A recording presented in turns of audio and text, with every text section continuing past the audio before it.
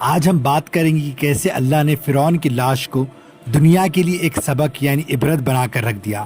فرعون کی لاش سے جڑے کئی ایسے رہسیہ ہیں جن کا ذکر قرآن میں بھی ملتا ہے، جسے آج آدھونک وگیان یعنی ماڈرن سائنس نے بھی اپنی ریسرچ کے بعد سچ مانا ہے۔ دوستو، فرعون نے حضرت موسیٰ علیہ السلام اور ان کی قوم بنی اسرائیل پر بہت ظلم کیے تھے۔ دراصل فرعون اس دور کے راجاؤں کا ایک خطاب یعنی ٹائٹل ہوا کرتا تھا، یعنی جو بھی راجہ بنتا اسے فرعون کہا جاتا تھا۔ ڈاکٹر موریس بوکے کی ریسرچ کے مطابق جس فرعون نے بنی اسرائیل پر ظلم کیا تھا اس کا نام رامسیس سیکنڈ تھا۔ اسی کے شاسن کال میں اللہ نے حضرت موسیٰ علیہ السلام کو بنی اسرائیل کے ساتھ مصر چھوڑنے کا آدیش دیا تھا۔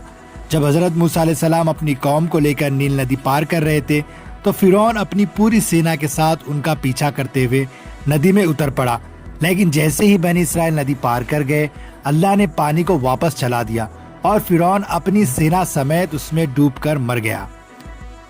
اس گھٹنا کا ذکر قرآن میں اس طرح ہے: ہم نے بنی اسرائیل کو دریا پار کرا دیا تو فرعون اور اس کی سینا نے ظلم اور سرکشی کے ساتھ ان کا پیچھا کیا۔ جب فرعون ڈوبنے لگا تو بولا کہ میں ایمان لایا کہ اس کے سوا کوئی اور عبادت کے لائق نہیں ہے، جس پر بنی اسرائیل ایمان لائے، اور میں بھی ان لوگوں میں سے ہوں جو جھکنے والے ہیں۔ تب جواب ملا، اب ایمان لاتا ہے جبکہ تو اس سے پہلے نافرمان رہا ہے اور تو نے بہت فساد مچایا۔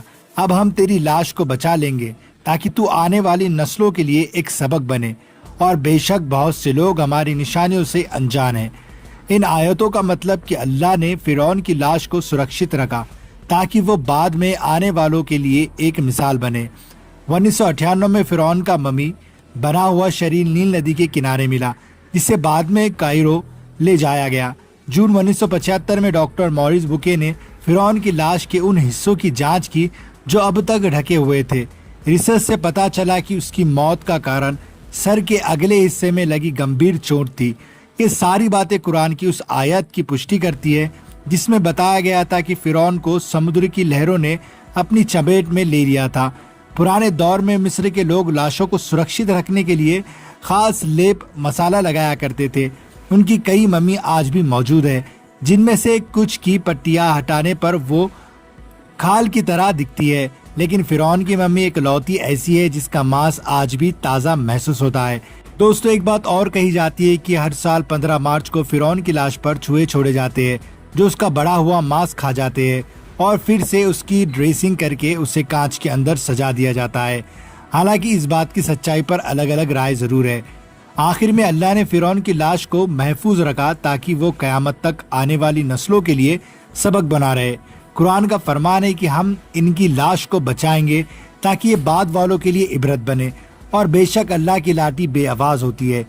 اسی کے ساتھ آج کی ویڈیو یہیں ختم ہوتی ہے۔ اگر آپ کو یہ جانکاری پسند آئی ہو تو ویڈیو کو لائک کریں اور دوستوں کے ساتھ شیئر کریں۔